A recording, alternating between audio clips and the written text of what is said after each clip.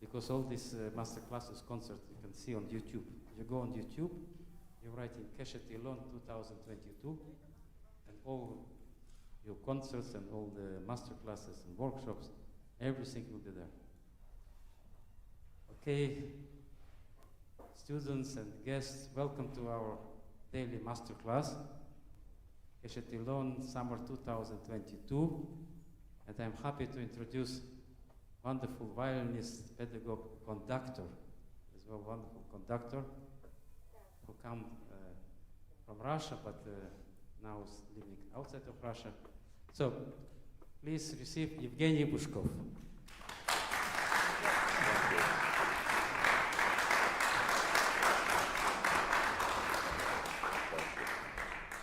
Thank you. Before we start, I would like to say how much I'm honored and flattered to be part of the faculty of the Keshet Eilon Masterclass and to share this beautiful stage with so many great musicians, great pedagogue, and fantastic violinists. For me, it's really a great moment in my life, and I'm looking very much forward to this masterclass, to my young colleagues, and I hope you will enjoy the music they're going to play, because we're going to listen to most beautiful examples of violin repertoire.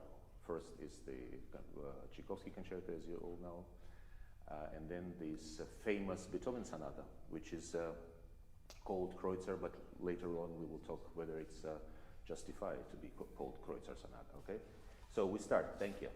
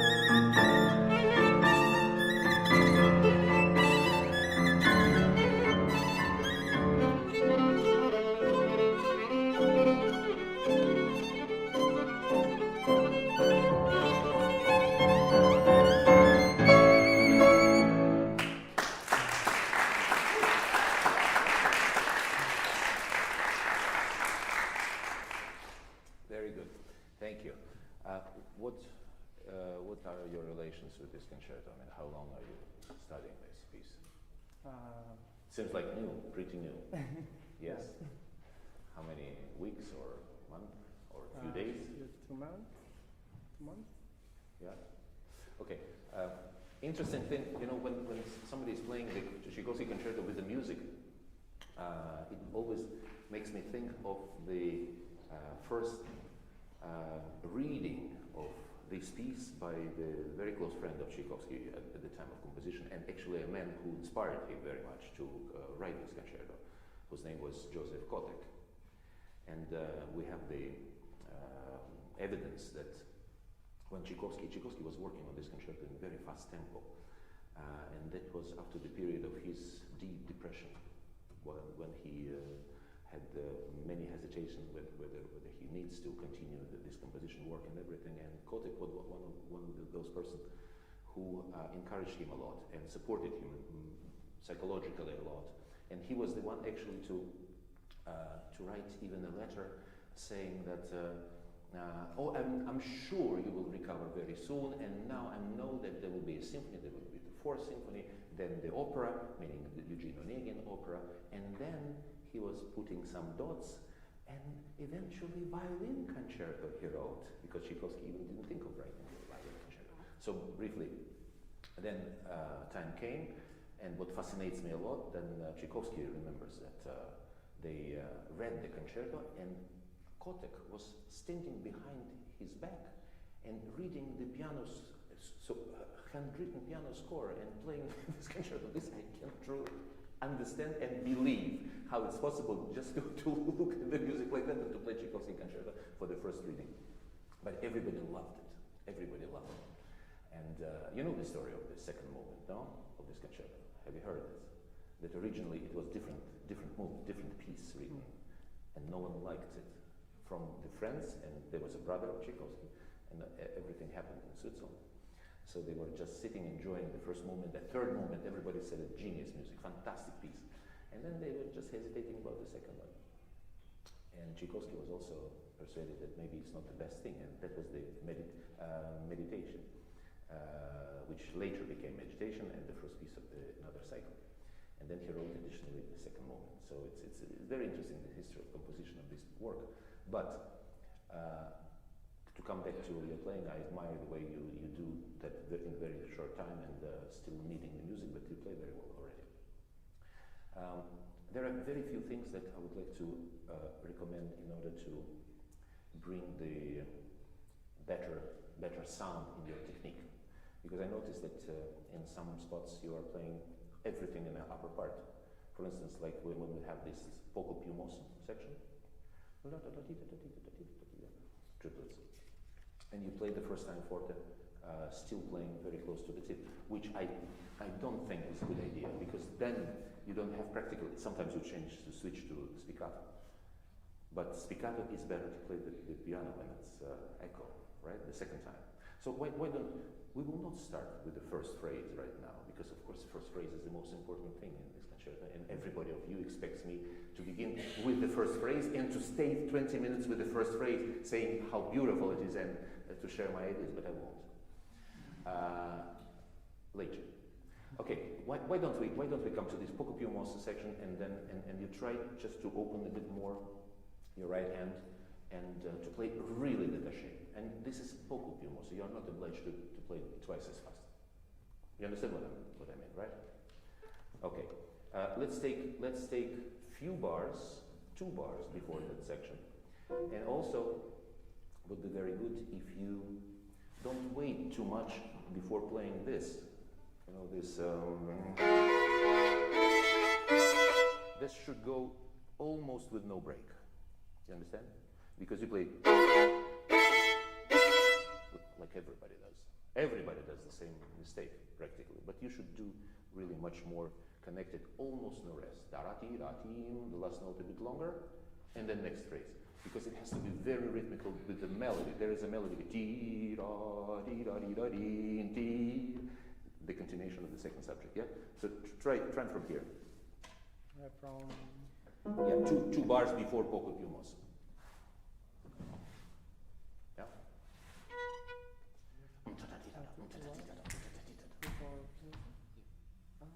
You don't have pimoso?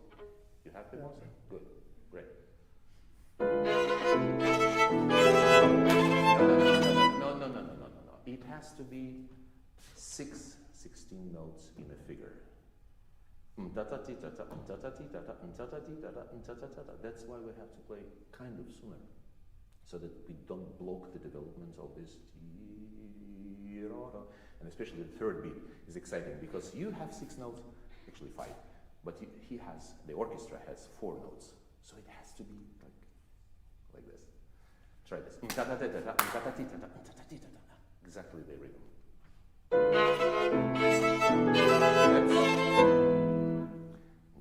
Let's do it once slowly. Almost no rest. Almost no rest. You understand? Yeah. Just keep going.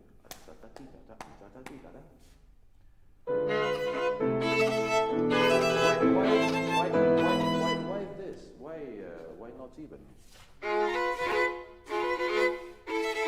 Why?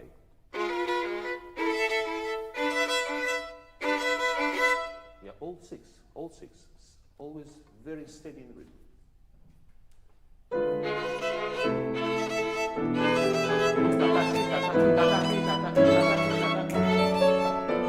Yes. So try it when you practice. Try almost not to make the rest. And if you practice with the metronome, I don't know if you have a bad habit of working with metronome, but it's sometimes good. Put on the 8 notes, and so you have even triplets. And the rest counts as the first 16th. Okay? So last time, and then we go in tempo.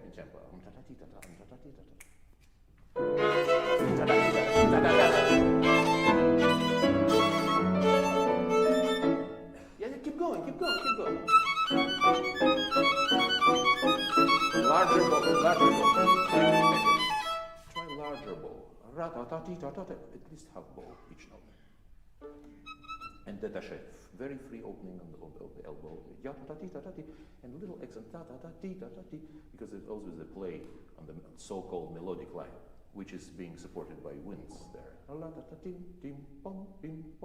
So show every of 3. Especially up bow, which we usually miss. Okay? Good. Try this. Up.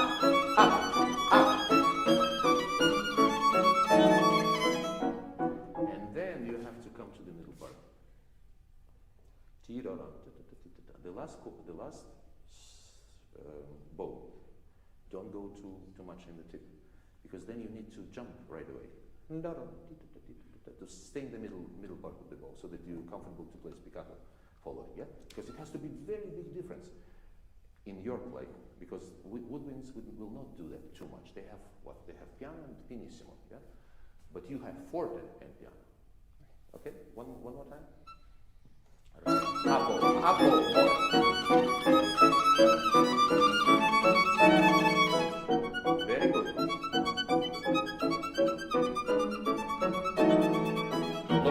Lower part here. Lower part, very light bow with no pressure, kind of half spiccato, not real spiccato, but not détaché also. In very light hand. Yeah, can you try this double steps already?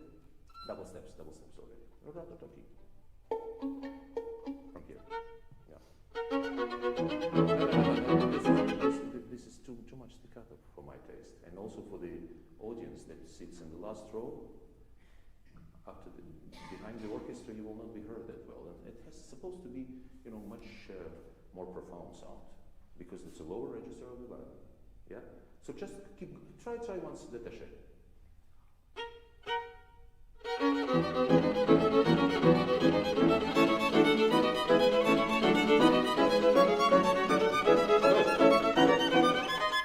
And I'm sorry to ask you, but could you keep the piano very much like piano? And is it the same music all the time for you, or there are some steps going up? How do you decode those little dots? And here, when you have this sequence, it's very interesting for all of them, I'm sure, to see you playing very interesting. But there are steps.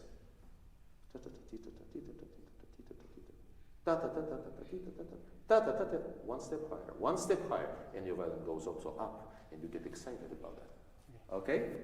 Try and show them the modulations. Show them, they're so interested to hear your modulations. I see especially somebody looking at the telephone. Yeah? And still piano, very light. When I conduct this, I ask the orchestra to stay as long as possible, very soft, yeah, and very staccato.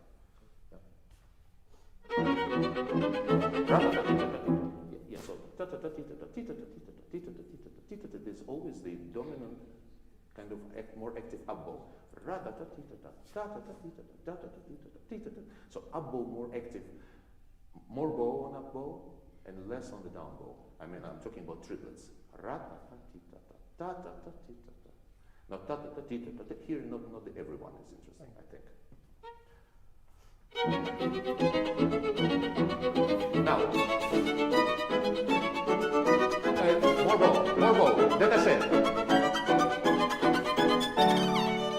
Try once, détaché.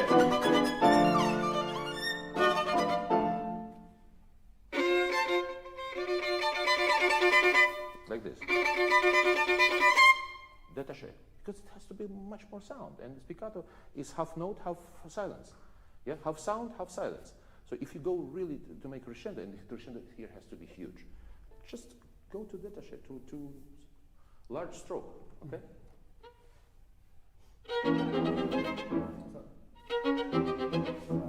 No, take already.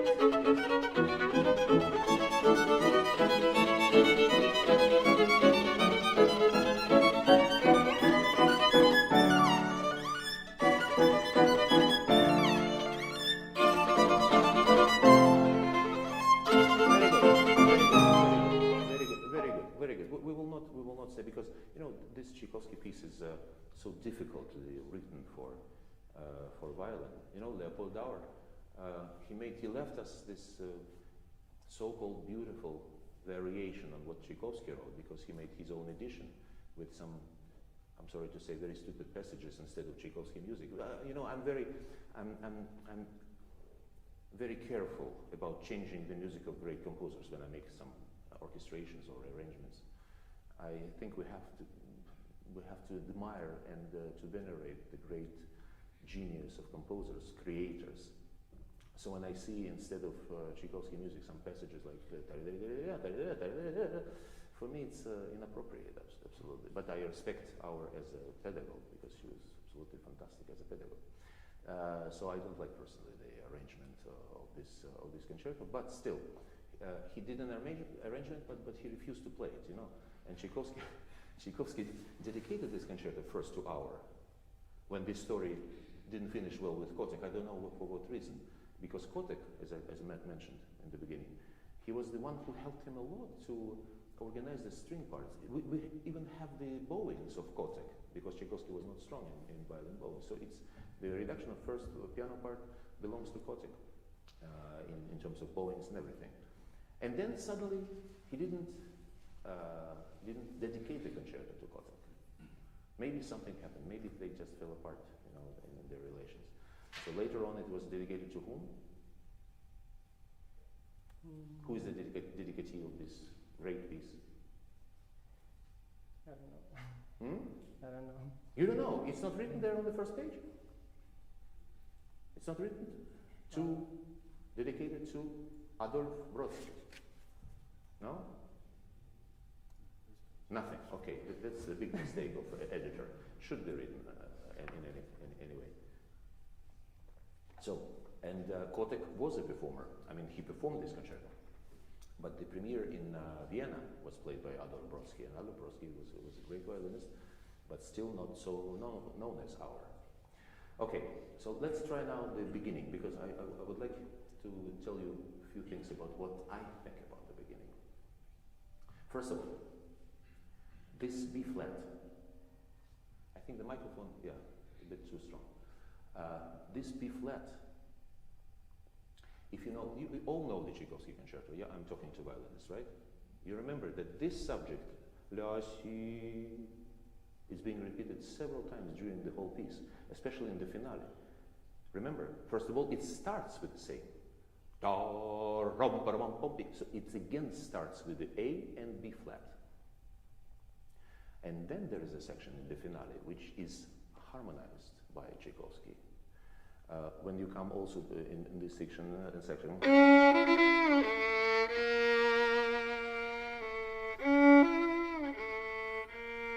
and there's a chord of piano. So that's the only one time in the concerto where we have the harmonization of that B flat. Can you, do you have the finale also there in your iPad? Can you play this just once? Let me show you, because I want them to hear his harmony. Yeah. You know, yeah. Yeah. No, it's not here. It's not here. Further.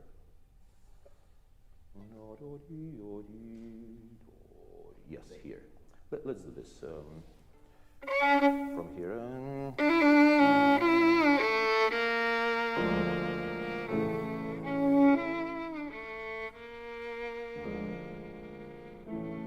You see? So I think it's kind of interesting to imagine this harmony, which is augmented sixth chord, in the very beginning. When you play tori, and then resolution, you see? And for me, it's a very meaningful combination of two sounds, because it's a kind of question mark too. And maybe the question is not a very joyful question. Whether I'm out of my depression. Remember that this, I told you, the Tchaikovsky Concerto was written as a third major piece after his depression was finished. So try to think of that. And then resolution. And then Tchaikovsky tried to write in measures, kind of cadenza motion, you know, because this is not supposed to be da-ri-ra, then triple, and then quadruple. I strongly persuaded that this was his attempt to write the passage in most natural way, going up to the which note? Tell me. E? Yes, because it sounds like the climax of the passage. But if you look at the dynamic, and it's written the crescendo sign, then we write to upper note, and then it's written by word, crescendo still, by word. In my opinion, the by word, it's even more crescendo than by sign. And then you arrive to A. You see, and you said, yes, we arrive to E. We do not arrive to E, we go to A. Okay. Yeah, so when you want to send somebody out, tell him, go to A. Okay? So let's try this. And try to think of some serious matter, serious issue. Yeah, maybe a few chords before.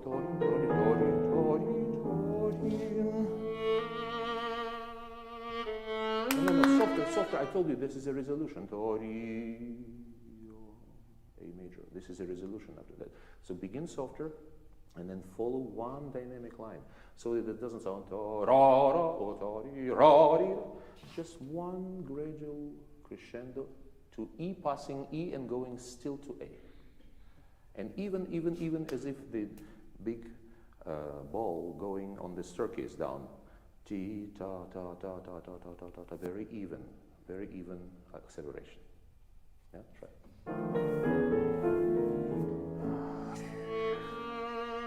Softer.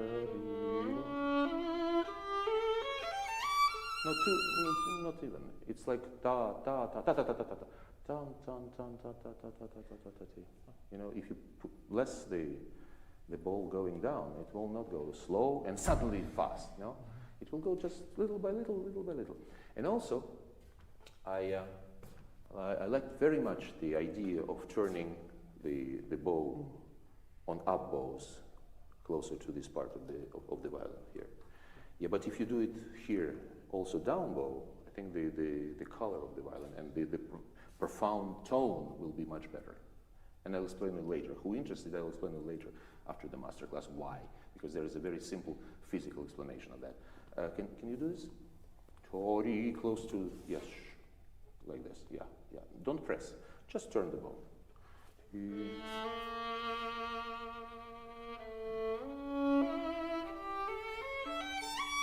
Keep going, keep going.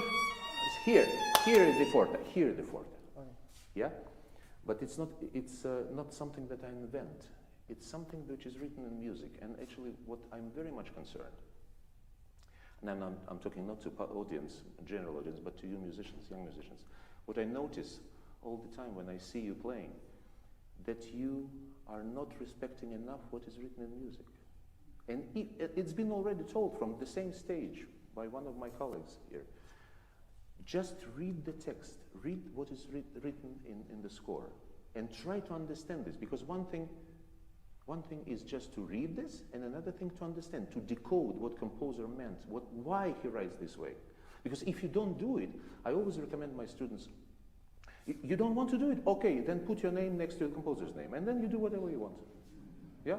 So there will be lots of arrangements of the same piece. But if you play the original of Concerto, or any sonata piece, especially with Beethoven, we will talk about that in Beethoven all the time, I'm mostly sure.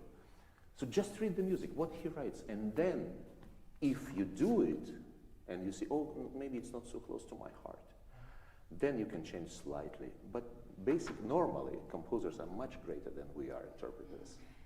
It's much greater. So their thinking is much more profound. They understand what they write and how they write and why. And we just see the music, notes, and we do as well as we can. Yeah? So try to open and keep going here, and then watch this B natural. Because B natural is a reply to that gloomy question in the beginning, in my opinion.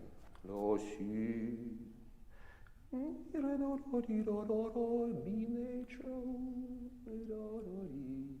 and also B natural, just natural. Okay. Okay, let's try one more time.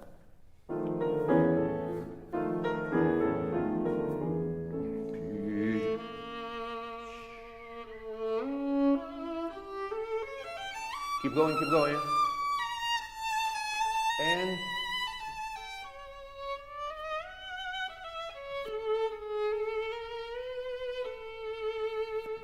okay, just a second. Beautiful. Much better in a certain way. But why do you think these slurs are written like this? Does it tell you anything? Right? It could be written long bow, very long bow. No, he writes the short ones, going like, this direction and this direction and this direction. No? What does it tell you? What phrasing does it tell you? Take from here and try to sit a bit longer on this B natural, because it's such a clear chord. I always think that here the sun is going out. And then I imagine, that's my very personal thing, it's all very personal, but I imagine the big leaf of a great tree just falling down. The leaf, if you notice how it goes, it never goes straight down. It goes this way. Yeah? So if you imagine this, and going lower and lower and lower and lower. Okay, imagine this. Full sound. And più piano. Keep going, crescendo.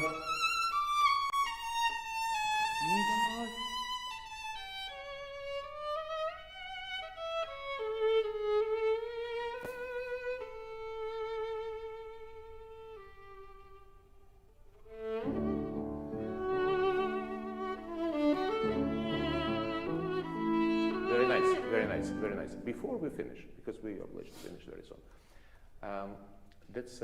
let's have a look on the second phrase of the theme. The second one. Si sol sol la la la la ti la la. How do you phrase this? La la la la di. Or you play da la la la la da di la di. Play me the second phrase, please.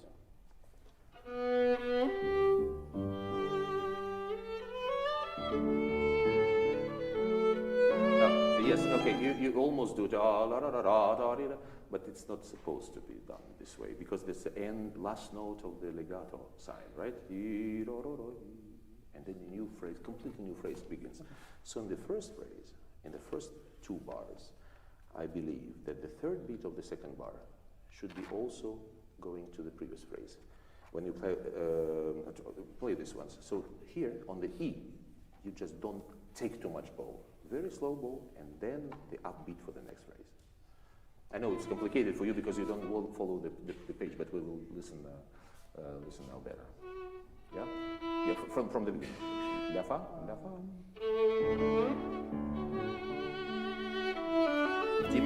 Diminuendo. Ta, ta, dim. Yes, you understand? You understand what I mean? You understand what I mean? Mi, do, ri. As if it is written on the same bow. Ti, do, ri. And then modulation.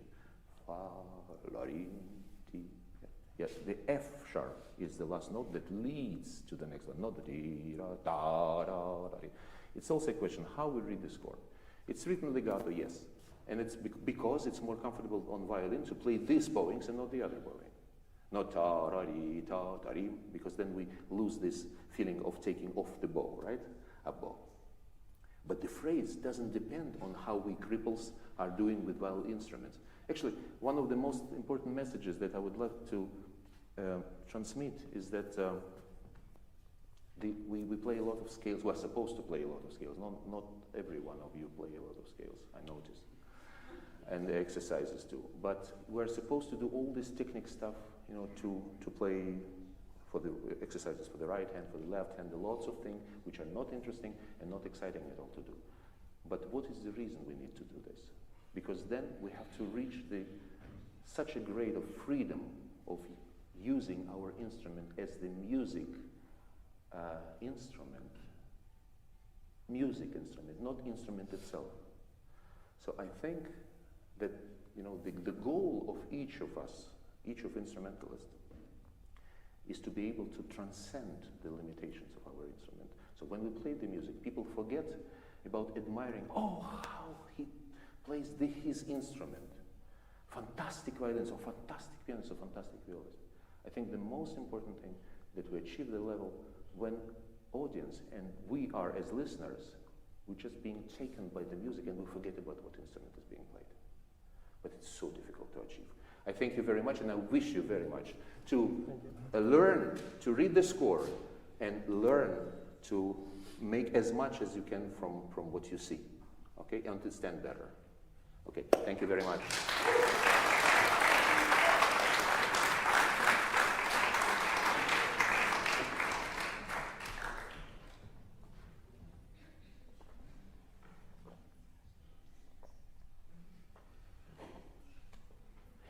Beethoven.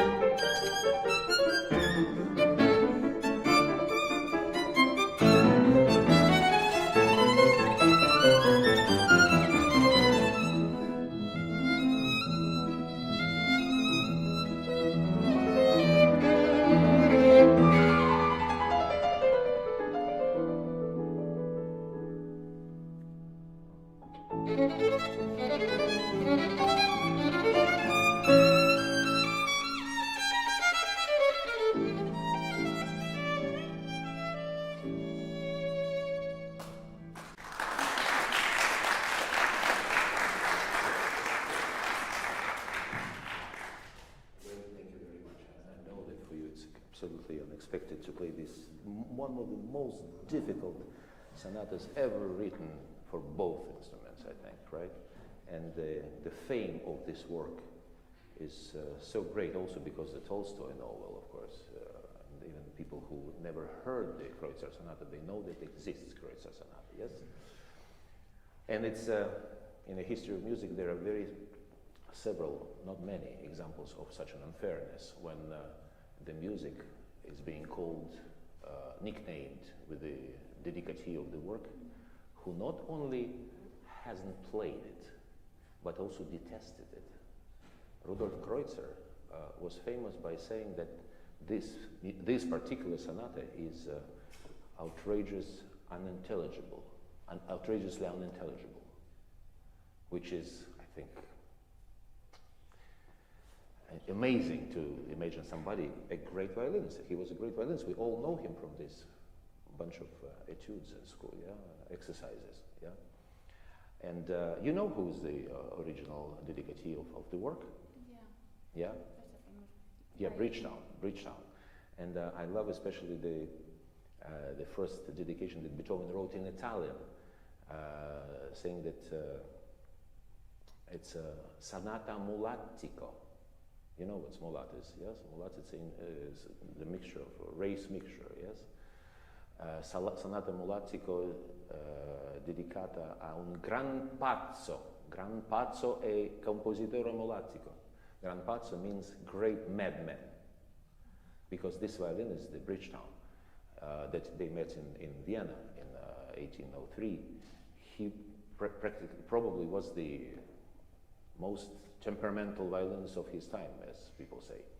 And Beethoven liked his playing very much and then created this sonata for him, because he was thinking of this, he was not really mulatto, but he was of Indian origins.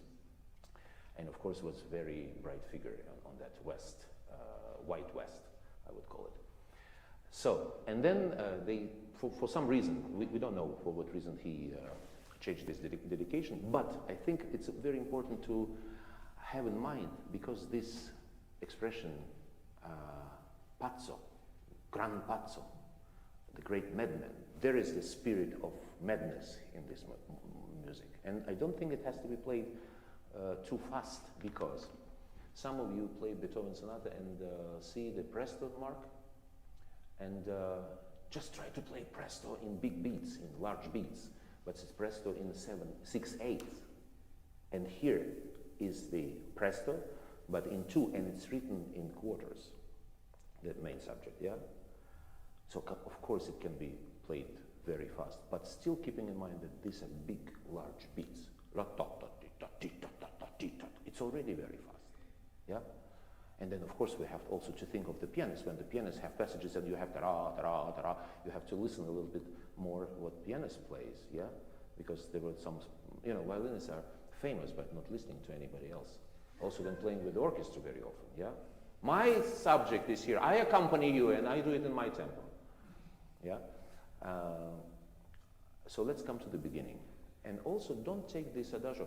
I have a great story in mind about this beginning, which is eventually one of the most enigmatic beginnings of all sonata repertoire. Maybe not only sonatas, but it's so deep, these 4 measures, so endlessly expressive, yeah? And once great Yehudi Menuhin was asked by one of the journalists, Maestro Menuhin, what do you think about it? How do you play these 4 bars of the Kreutzer sonata? And Menuhin, you imagine himself, right? And he immediately started thinking and said in his very sweet voice, for me, it's such a profound piece of music, so that every time when I approach it, I just can't go deep enough. And I don't know, I can find it, and then blah, blah, blah, etc., etc., etc., etc. And then there was another good violinist, French violinist, I will not quote his name. He was asked the same question. How do you play at the beginning of the Kreutzer sonata? He thought a second and said, I play well. So, there is a big difference between playing well and just going inside. And tell me, just one little question. The first beat of the 3rd bar, what harmony is in your mind? Do you clearly hear A major, or it might be also the F sharp minor? I hear the dominant, like A major, yeah. A major.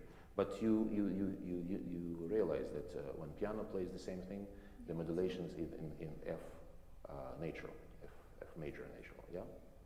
But there's also the 6, the same 6 kind of, right? But only with C natural. Okay, So let's not to play very slow, because you know the original bowings goes three notes in a bar. I mean the first bar is all legato. We separate this, and I suggest that you play the first chord two strings, not just one note and just relax, because it has to sound very much relaxed. You were a bit at the beginning. Yeah, but do not hit the violin. Yes, place the bow on the violin. Be noble. And then, too long. If you play this ta-dee and T and T and they say hello or goodbye, already. Ta-dee, diminuendo.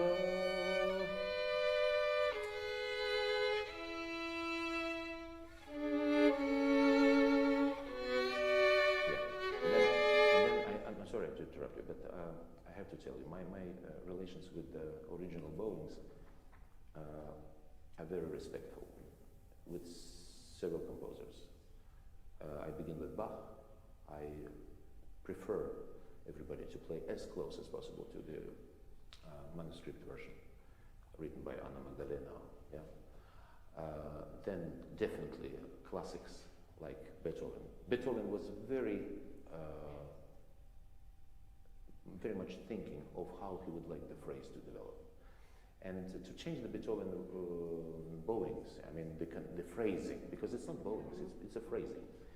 It's something that we are all do not merit, because we're not as great as him. I had the fantastic chamber music teacher in my school, and we played lots of Beethoven music under him, and he taught us.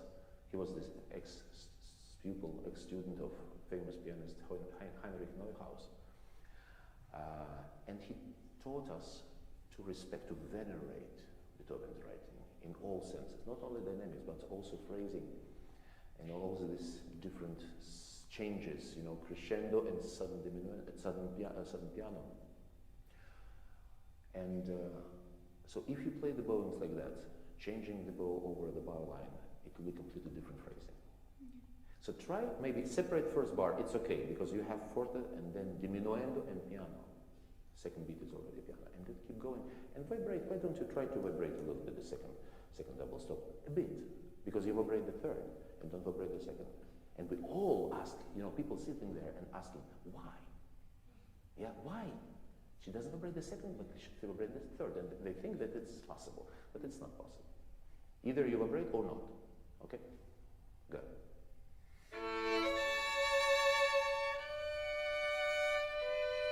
Keep going.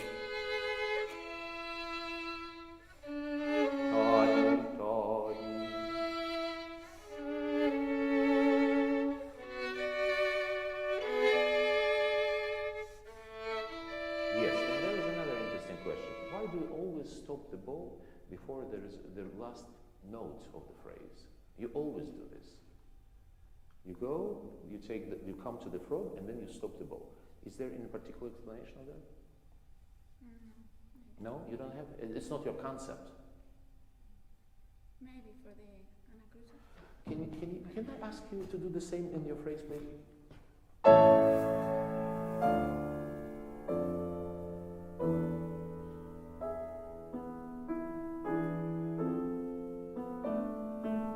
Tchaikovsky.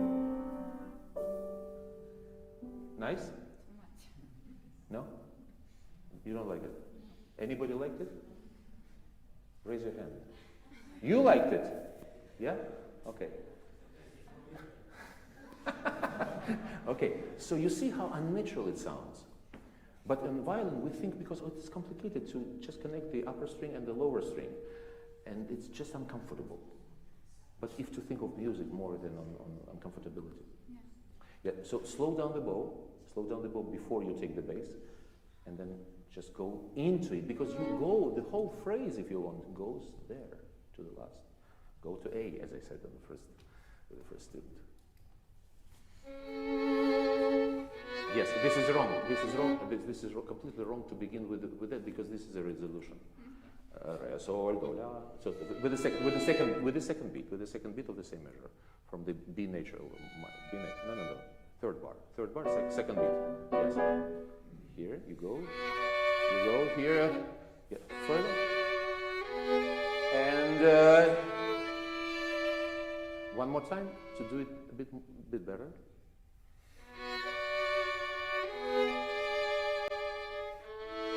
No, but no stop, no lifting. Don't lift the bow. And then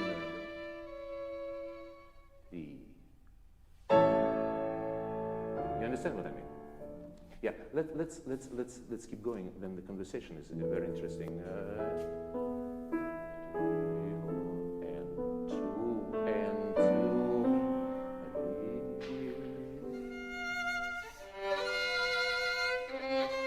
The same thing. If you can try to connect the upper voice more with the bass, with not so much lifting the bow. You know, you raise your hand and you lift the bow. Try to connect that as if it's written legato, because you still need to make a tiny rest, but it will not be too big. Yeah.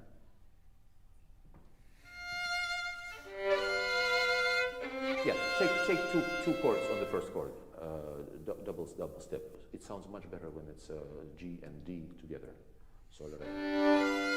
Yes, and also think of the resonance, because when you play more active the bass, and then you go smoothly to the upper voice, then the strings are still vibrating. So we all have to search for this resonance, because when we play chords, in this sonata there's lots of chords also, and when we play it in slow motion also, if you go quickly on the bass strings, then the strings are being still in sound, and it gives you much more rounded sound for the whole chord. Yeah? So try this.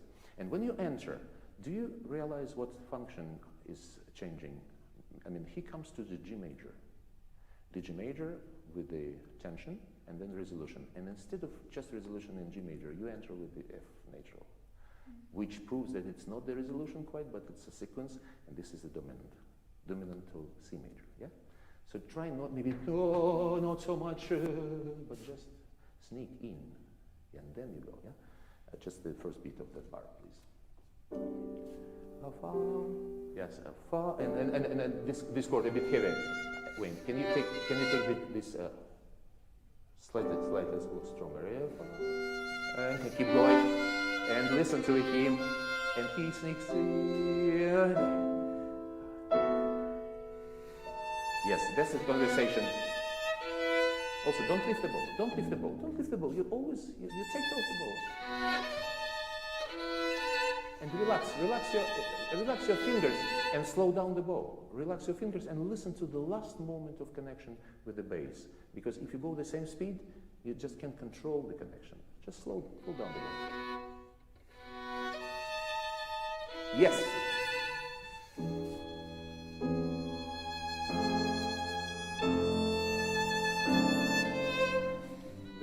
Very good, but you're opening the bow so much here. I can't understand the reason why you're doing this. You think that Beethoven thought it would be so big crescendo and then so big sforzando on the last note? And then at the tip of the bow, and subito piano. Subito piano is always better up bow, by the way.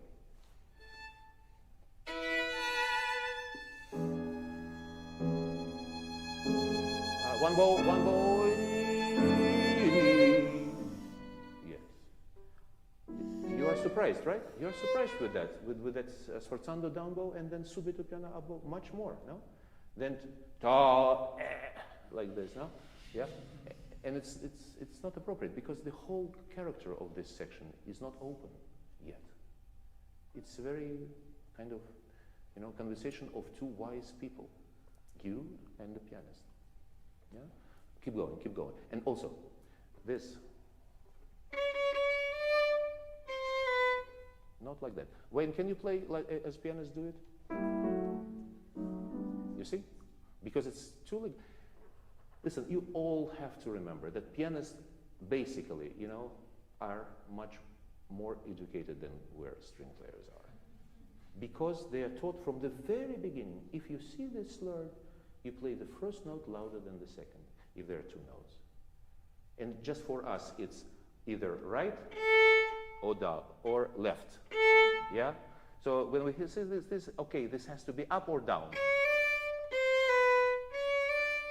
And we sometimes do, because it's a downbeat. But Beethoven is a pianist, and all good composers basically were pianists. Yeah? So when they write this slur, we have to listen to piano. Piano never plays the second note louder than the first. And that's the question mark. Both ways. It's not tori. Yeah? Can you do this again? Yeah, good legato.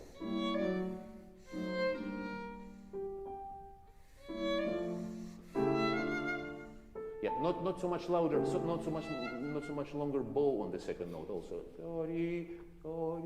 Yeah, and finish it sooner. Yeah, no, not too much long, because it's much longer than the piano plays.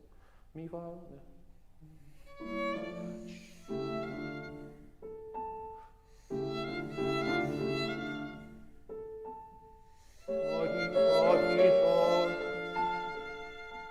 Yeah, very good. We're not here for coaching the piano, but still, after this rallentando, you can do a little bit more lento, preparing a little bit the fermata, I think. Yeah, but it sounds much more together. First of all, because we are supposed to play in a good ensemble, and when you play, guys, in ensemble with a piano, listen not only to begin together, but also to finish the notes together. Because when we play, for instance, the 7th sonata, and you have these chords, and it's played one way on violin, another way on piano. And piano sometimes sounds, of course, a bit longer because it has the pedal. So we have to play kind of, and also to listen to the resonation, reverberation. Yes. So these chords and also this section, when you play short notes, you have to always follow how the sound goes off. Yeah. Because sometimes he takes off already, and you still, yeah, this is not a good ensemble. Yeah. And then just a little bit of the fast section. Don't play too fast. And try once to do the Beethoven's bowings, and then upper part, kind of martelé. I prefer martelé more than this spiccato, because it doesn't sound similar to piano. Yeah. No. Like this.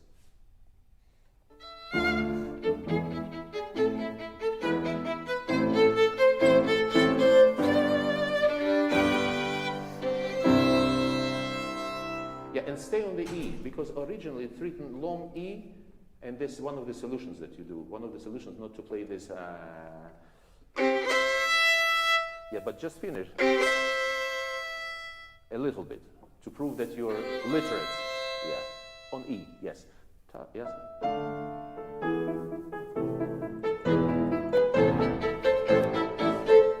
Yes. Yes. Okay, let's make an experiment. Can you play this section where you play the subject the way you play? Dot dot dot dot dot dot dot.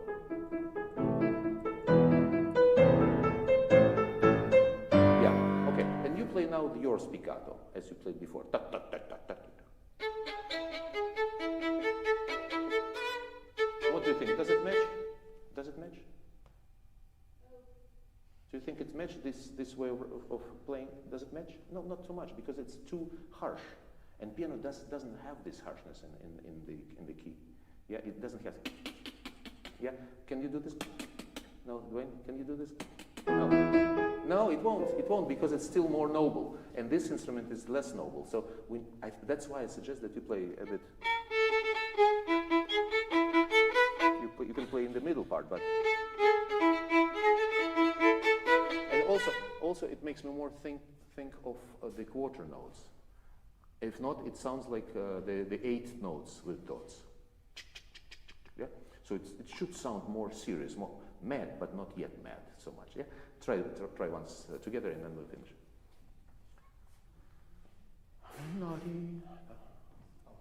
From the first phrase. Oh no. Take it direct from yours. Yeah.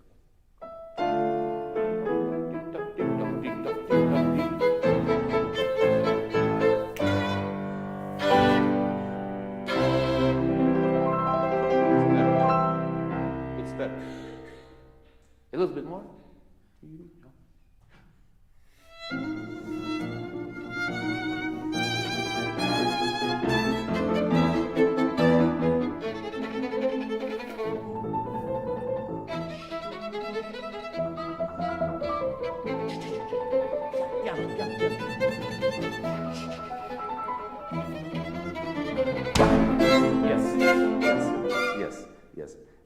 last thing I wanted to say, that if it's written piano, keep both piano, because there is so much tension in this. And then when it finally comes forth, you know, like door opens, not like here, little by little, but just pop! And that's the fourth arrives, yeah? And I think we have to finish on that, but my last words to you were, you know, I assisted to so many wonderful classes here, and there will be another beautiful one, I'm sure it will be an exciting masterclass of my colleague Sergei Ostrovsky this afternoon. So you have a fantastic chance to listen to so many different opinions, to so many different ways of playing, because it's been so well explained here. This arm, this moment, that moment, and also some musical points are shared. So you just have to learn one thing. You have to learn to learn. Because that's, I think, you're not doing quite well. You're listening, but then you go to your place and you play the same way you played before.